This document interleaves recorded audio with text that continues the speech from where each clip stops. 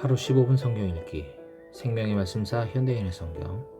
오늘은 제 164일차로 예레미야가 4장부터 시작합니다. 예레미야가 4장. 함락 후의 예루살렘. 아 슬프다. 금이 광택을 잃고 순금이 변했으며 성전의 돌들이 거리에 흩어졌구나. 시온의 젊은이들이 순금처럼 소중하더니 이제는 흔한 질그릇처럼 되고 말았네. 여호도 제 새끼에게 젖을 먹이는데 내 백성은 잔인하여 사막에 타죽었구나. 젖먹이가 목이 말라 그 혀가 입천장에 붙고 아이들이 먹을 것을 구걸하나 주는 자가 없구나. 맛있는 것만 먹던 자가 이제는 거리에서 처량한 신세가 되었고 좋은 옷만 입고 자라던 자가 이제는 잿더미에 누웠네. 전에 소돔성이 사람의 손을 대지 않고도 순식간에 무너지더니 이제 내 백성의 죄가 그 소돔 사람들의 죄보다 크구나. 전에는 귀족들의 몸이 눈보다 더 깨끗하고 우유보다 더 희며 그 혈색이 산호보다 붉고 그 외모가 청옥 같았다. 그러나 지금은 그 얼굴이 숯보다 검고 그 가죽이 뼈에 붙어 막대기같이 되었으니 아무도 그들을 길거리에서 알아볼 수 없게 되었네. 칼날에 죽는 자가 굶어서 죽는 자보다 나은 것은 농산물이 부족하여 먹을 것이 없으므로 그들이 점점 시들어 죽어가기 때문이다. 내 백성이 멸망할 때 인자한 어머니가 자기 손으로 자식을 삶아 먹었다. 여호와께서 몹시 화가 나셔서 그의 무서운 분노를 쏟아 시온에 불을 지르고 그 터전까지 태워버리셨네. 침략군이 예루살렘 성문으로 들어가리라고는 세상에 그 누구도 믿지 않았다. 이런 일이 일어나게 된 것은 예언자들의 죄와 제사장들의 죄 때문이니 그들이 죄 없는 자들의 피를 흘렸음이라.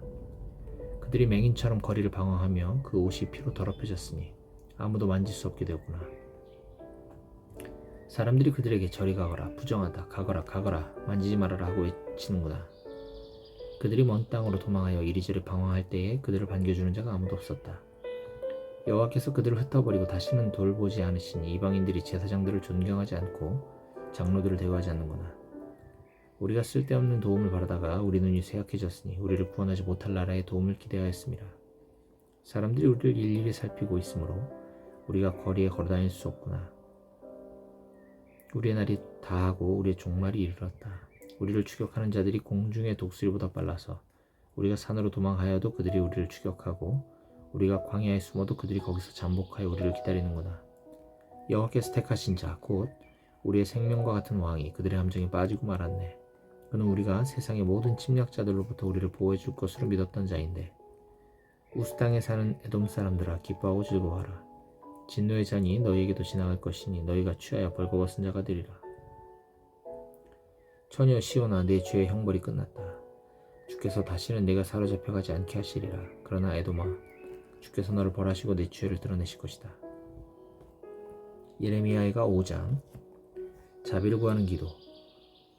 여호와여 우리가 당한 일을 기억하시고 우리의 치욕을 보소서. 우리가 유산으로 물려받은 재산이 낯선 사람의 손에 넘어가고 우리 집들도 외국인에게 돌아갔습니다. 우리는 아버지 없는 고아가 되었으며 우리 어머니는 다 과부 신세가 되었습니다. 우리는 물을 마시는데도 돈을 주어야 하고 땔감도 비싼 값에 사야 합니다. 우리를 쫓는 자가 바싹 다가왔으므로 우리가 피곤하나 쉴 수가 없습니다. 우리는 먹을 것을 충분히 얻기 위해 이집트와 아시리아에게 굴복하였습니다. 우리 조상들은 범죄하였으나 심판이 내리기 전에 죽었으므로 우리가 대신 그 죄의 대가를 받고 있습니다. 종에 불과한 자들이 우리를 다스리나 그 손에서 우리를 건져낼 자가 없습니다. 광야에는 칼이 있으므로 우리가 목숨을 걸어야 양식을 얻을 수 있습니다.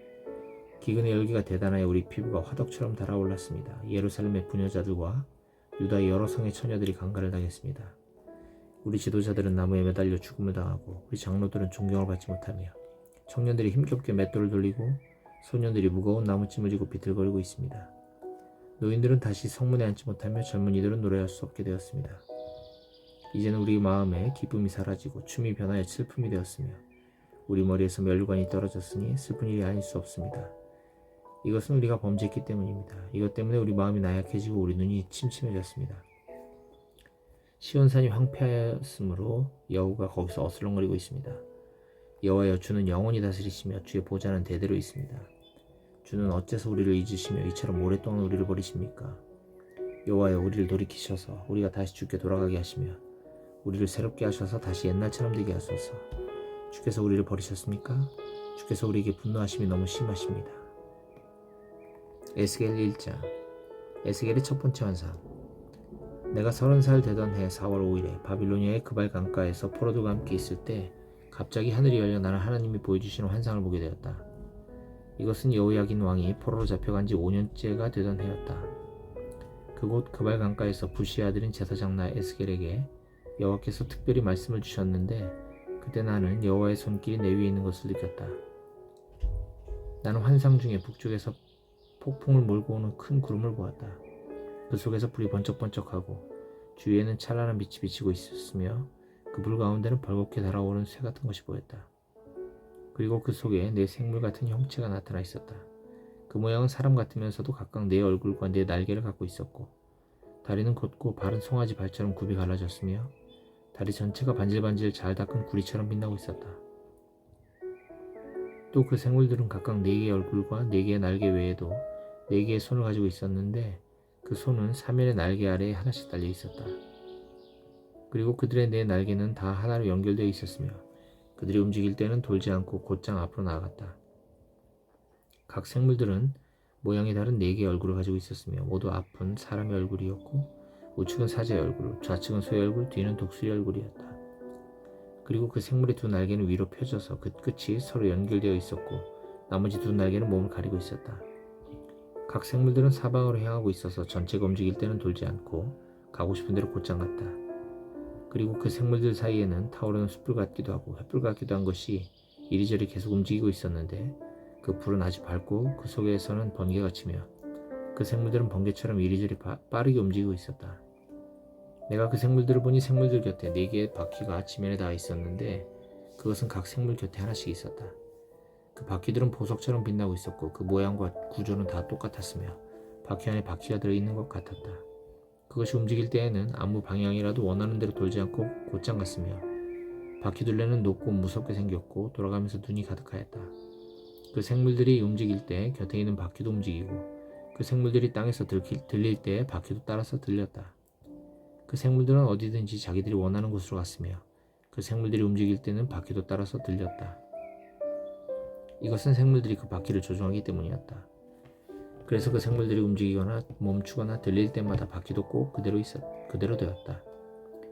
그 생물들의 머리 위에는 수정처럼 반짝거리는 둥근 방구 같은 것이 펼쳐져 있었으며 그것은 아주 무섭게 보였다.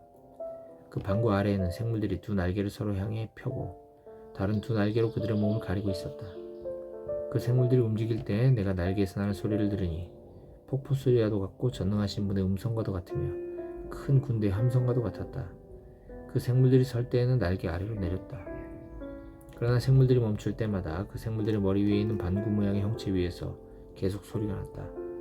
그 방구 위에는 청옥으로 만든 보좌 같은 것이 있고 보좌 위에는 사람 같은 형체가 있었으며 허리 상반신은 벌겋게 달아오르는 쇠 같아서 전체가 불덩이처럼 보였고 허리 하반신도 불 같아서 사방으로 찬란한 광채가 나고 있었다. 그리고 그 주위에는 비오는 날 구름 속에 무지개처럼 빛나는 광채가 있었는데 이것은 여호와께서 나타나신 것을 보여주는 영광의 광채였다.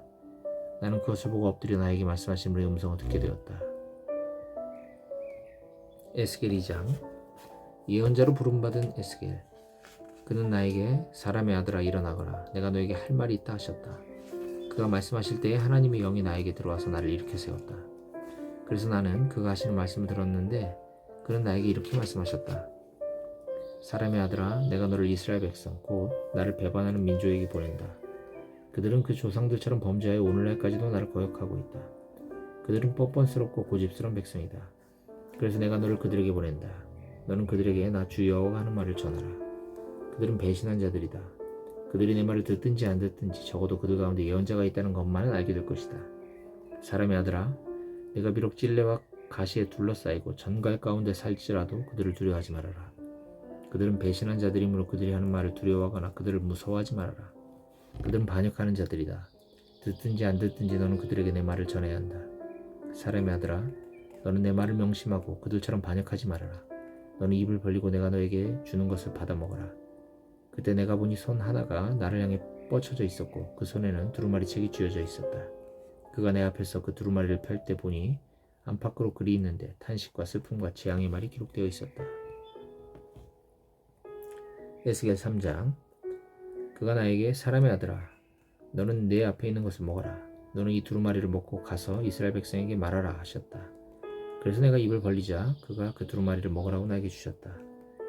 그러고서 그는 나에게 사람의 아들아 너는 내가 너에게 주는 이 두루마리를 먹고 이것을 내 배에 채워라 하고 말씀하셨다. 그래서 내가 그것을 먹었더니 꿀처럼 달았다. 그리고 그는 나에게 이렇게 말씀하셨다. 사람의 아들아 너는 이스라엘 백성에게 가서 그들에게 내 말을 전하라. 내가 너를 말이 다른 외국 민족에게 보내는 것이 아니라 이스라엘 백성에게 보낸다. 만일 내가 말이 어려워 알아들을 수 없는 백성에 너를 보냈다면 그들은 내 말을 들었을 것이다. 그러나 이스라엘 백성은 내 말도 듣지 않았으니 내 말도 듣지 않을 것이다. 그들은 모두 마음이 굳어버린 고집센 사람들이다. 그러나 이제 내가 너를 그들만큼 강심장으로 만들고 너를 반석처럼 굳게 하며 금강석처럼 단단하게 하겠다. 그들이 반역하는 백성들이라도 너는 그들을 두려워하거나 무서워하지 말아라.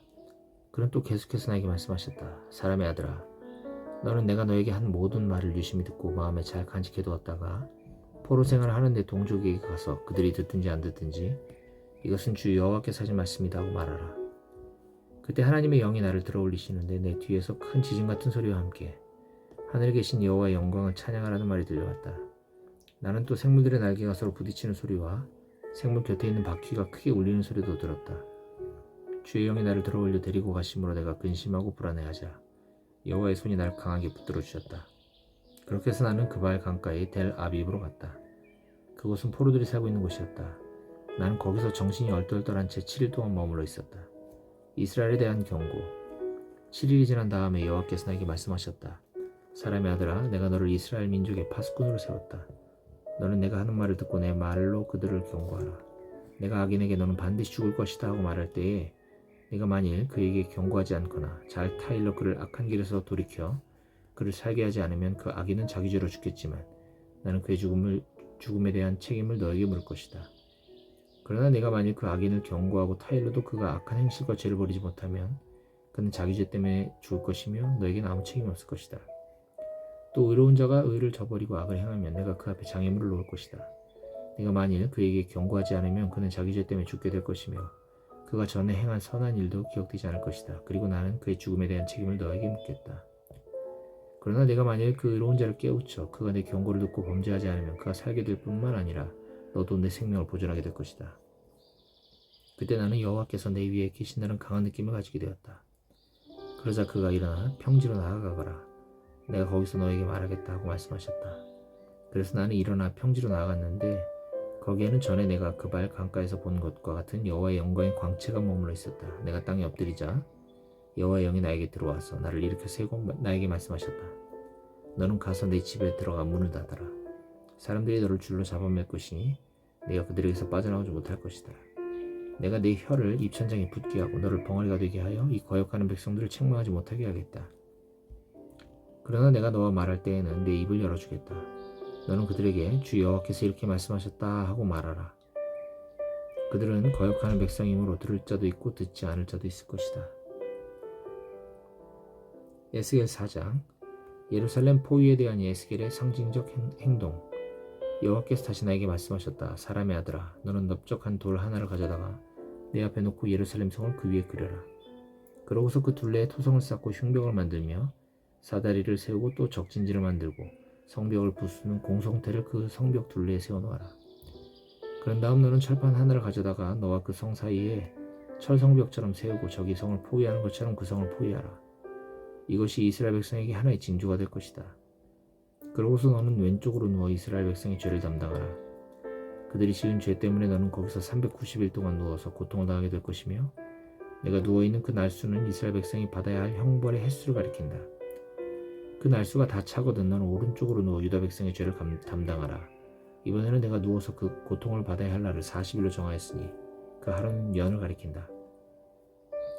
너는 또 포위당한 예루살렘을 향하여 팔을 걷어젖히고 예언하라.